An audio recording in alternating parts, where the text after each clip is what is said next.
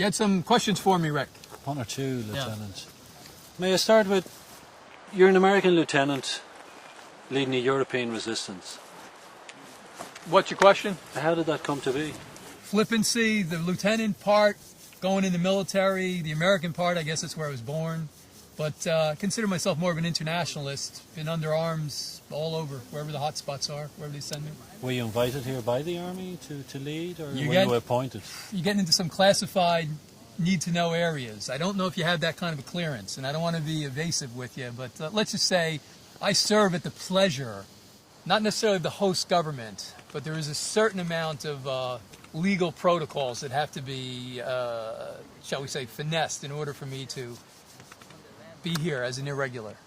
How do the European soldiers feel about your presence here?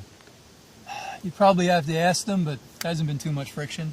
Okay. I think America and Europe has had a long, prosperous, intertwining relationship. Have you ever had personal experience with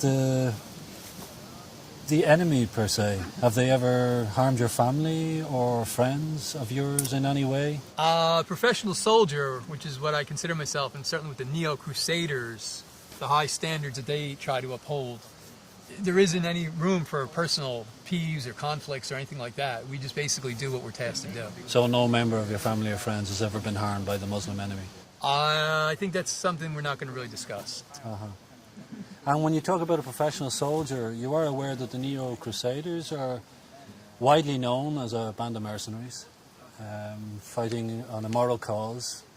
You know, Rick, I don't mean to interject, but your mercenary is somebody else's freedom fighter. Well, they've been touted as mercenaries by the United Nations, so surely there must be some clout behind that report. I haven't seen the report. Okay. So you're spreading a brand, or you're furthering a brand of democracy at this side of the world? It's an interesting word, democracy. In ancient Greece, Democratus, people rule. Jeffersonian democracy, there's a bit of it in there, sure. On behalf of? The very people who I take orders from, who send me. Who are they? That's classified. Okay, is it the American government? No comment. Okay, why can't you tell me this? It is classified. You don't have a clearance. As far as I know, I was told that you were going to come here, but you didn't have either a secret clearance, a classified clearance, or a top secret clearance. Okay. It's only 3. How do you feel being out here? How does it make you feel as a person? To engage in an enemy that's relentless, that's unforgiving, that's very, very fundamental, extremely serious and dangerous. Does that arouse any fear within you?